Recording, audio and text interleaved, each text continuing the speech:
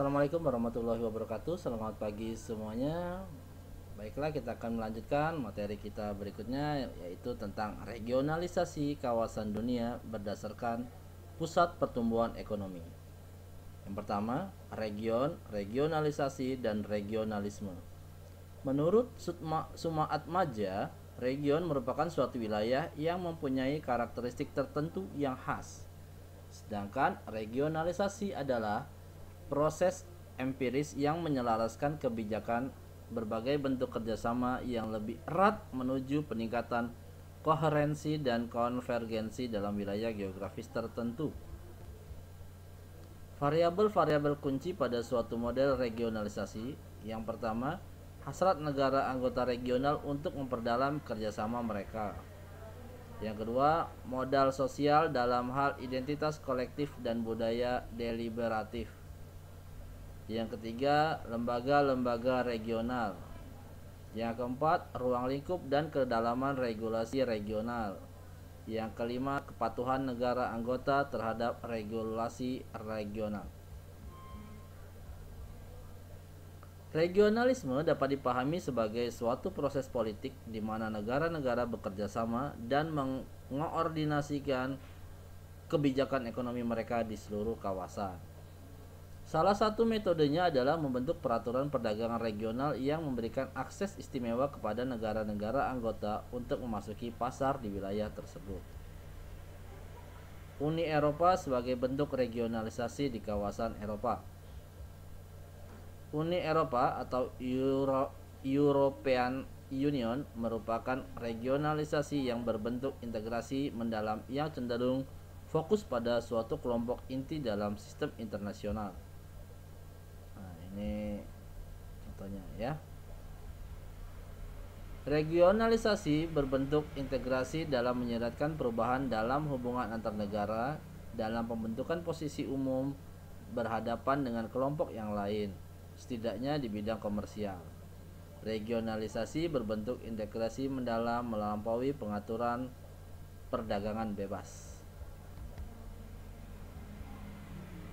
Dari 28 negara anggota Uni Eropa, 19 negara menggunakan mata uang yang sama, yakni euro. Negara-negara tersebut secara kolektif dikenal sebagai zona euro. Nah, ini adalah negara-negara yang menggunakan mata uang euro. Termasuk di dalamnya ada seperti biasa kita dengar Inggris gitu ya. Mata uang yang sama antara lain dapat menghilangkan fluktuasi nilai tukar dan biaya pertukaran. Perusahaan lebih mudah untuk melakukan perdagangan lintas batas dan ekonomi lebih stabil.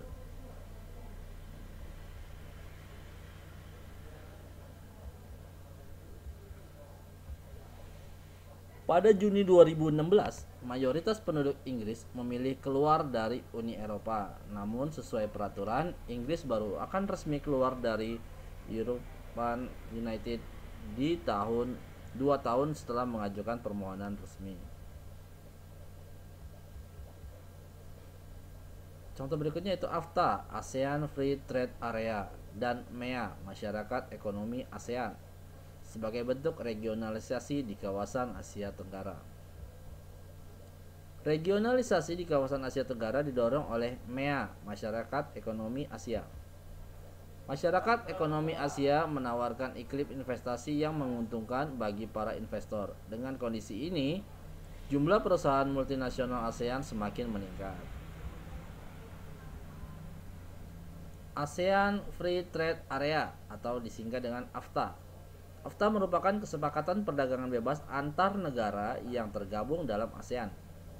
AFTA terbentuk ketika kepala negara ASEAN mengadakan pertemuan ASEAN Summit keempat di Singapura tahun 1992. Dalam pertemuan diputuskan untuk membentuk suatu kawasan perdagangan bebas dalam jangka waktu 15 tahun.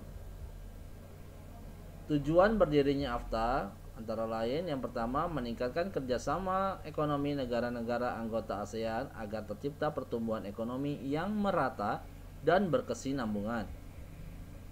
Yang kedua, meningkatkan investasi dalam kegiatan produksi dan jasa antar negara ASEAN. Yang ketiga, meningkatkan produksi dan jumlah ekspor setiap negara anggota ASEAN. 10 negara ASEAN secara resmi menjadi anggota AFTA. Nah, ya, ada Birmania, Thailand, Laos, Vietnam, Filipina, Kamboja, Malaysia, Brunei, Singapura, dan juga Indonesia. MEA atau Masyarakat Ekonomi ASEAN. MEA secara kolektif merupakan ekonomi terbesar ketiga di Asia dan ketujuh terbesar di dunia. Pembentukan MEA tidak terlepas dari ulang tahun ASEAN ke-30 pada tahun 1997. Pada saat itu, organisasi ini menyampaikan visi ASEAN 2020. Mekanisme dan langkah-langkah ASEAN sebagai pasar tunggal dan basis produksi agar lebih dinamis dan kompetitif. 1. Memperkuat pelaksanaan inisiatif ekonomi yang ada. 2. Mempercepat integrasi regional di sektor-sektor prioritas. 3. Memfasilitasi pergerakan bisnis dan tenaga kerja terampil. 4. Memperkuat mekanisme kelembagaan ASEAN. Kemudian berikutnya ada APEC, Asia Pacific Economic Cooperation, sebagai bentuk regionalisasi di kawasan Asia Pasifik. APEC atau Kerjasama Ekonomi Asia Pasifik merupakan organisasi yang bertujuan mengukuhkan pertumbuhan ekonomi dan mempererat komunitas negara-negara di Asia Pasifik. APEC memastikan barang, jasa, investasi, dan orang bergerak dengan mudah melintasi perbatasan antara negara-negara anggota APEC. Negara-negara APEC memfasilitasi perdagangan melalui hal-hal berikut. Yang pertama, prosedur kepabeanan yang lebih cepat di perbatasan, iklim bisnis yang lebih menguntungkan, menyelaraskan peraturan dan standar di seluruh kawasan. APEC terdiri dari 21 negara anggota. Kemudian berikutnya NAFTA, North American Free Trade Agreement, sebagai bentuk regionalisasi di kawasan Amerika Utara. NAFTA merupakan salah satu contoh penciptaan blok pasar perdagangan bersama sebagai kebijakan regionalisasi. NAFTA awalnya merupakan fakta perdagangan bebas antara Kanada dan Amerika Serikat. Fakta ini menciptakan wilayah-wilayah perdagangan bebas bilateral terbesar di dunia. Pada tahun 1992, Kanada, Amerika Serikat, dan Meksiko sepakat untuk memperluas wilayah perdagangan bebas sampai ke Meksiko. Kongres Amerika Serikat mengesahkan wilayah perdagangan bebas ini pada tahun 1993 dan mulai berlaku pada tahun 1994.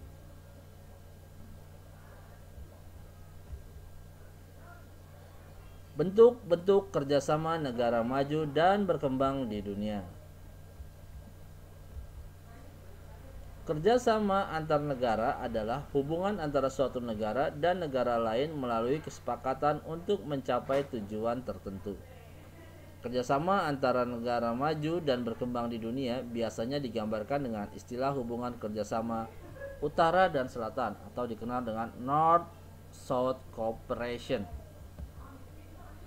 Cara melakukan hubungan-hubungan kerjasama antara negara-negara maju dan negara-negara berkembang. Yang pertama, negara maju menanamkan investasi di negara-negara berkembang. Yang kedua, pada umumnya negara-negara maju memiliki teknologi yang modern, tetapi sumber daya alam mereka terbatas. Yang ketiga, bentuk kerjasama lain adalah dalam bentuk pinjaman modal dari negara-negara maju ke negara yang sedang berkembang, yang digunakan untuk membangkitkan perekonomian dalam negeri. Kekuatan, kelemahan, peluang, dan ancaman kerjasama antara negara-negara maju dan negara-negara berkembang. Adapun kekuatannya yaitu negara-negara maju dan negara-negara berkembang dapat memperoleh manfaat dari kerjasama ini. Sedangkan adapun kelemahannya, kadang-kadang kerjasama negara maju dan negara berkembang masih dianggap sebagai bantuan pembangunan. Negara maju kemudian dipandang sebagai pemberi dan memiliki kekuatan lebih daripada negara berkembang. Negara maju tidak mendominasi negara berkembang, jadi tidak ada kemitraan yang setara. Adapun peluangnya yaitu kemitraan baru yang setara antara negara-negara maju dan negara-negara berkembang bermunculan. Hubungan negara maju dan negara berkembang mulai meninggalkan dinamika donor penerima menjadi kemitraan dengan pemilikan dan pengambilan keputusan bersama, terutama organisasi non pemerintah. Adapun ancaman yang terjadi yaitu negara-negara berkembang dapat terlalu bergantung pada dukungan atau keuangan dari negara-negara maju.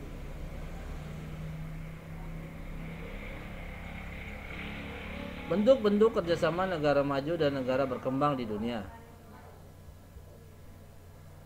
Bentuk-bentuk kerjasama negara maju dan berkembang di dunia antara lain dapat dilihat dari banyaknya negara yang ikut serta dalam kerjasama tersebut, letak geografis, tujuan, dan lapangan usaha yang atasnya kerjasama terbentuk.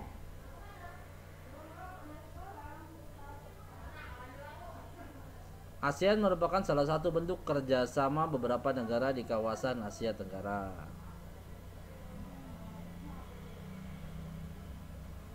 Bentuk-bentuk kerjasama negara maju dan berkembang berdasarkan banyaknya negara. 1. Ada kerjasama bilateral, yaitu kerjasama yang terjadi antara dua negara dalam bidang ekonomi, politik, dan sosial budaya. Ingat ya, kata kuncinya adalah B. B itu berarti dua. Lateral itu adalah wilayah, berarti dua wilayah yang bekerja sama. Kemudian ada kerjasama multilateral. Nah, kata kuncinya adalah multi, berarti banyak. Maka pengertian dari kerjasama multilateral yaitu kerjasama antara dua negara atau lebih dan tidak dibatasi oleh wilayah tertentu, tetapi lebih bersifat internasional.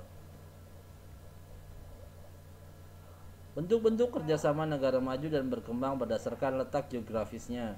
Yang pertama, kerjasama regional, yaitu kerjasama antara beberapa negara di suatu kawasan tertentu.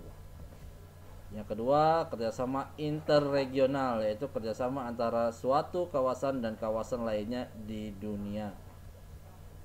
Yang ketiga, ada kerjasama internasional, yaitu kerjasama antar negara dari berbagai belahan dunia. Perserikatan Bangsa-Bangsa atau yang dikenal dengan PBB merupakan salah satu bentuk kerjasama internasional antar bangsa, antar negara maju dan negara berkembang.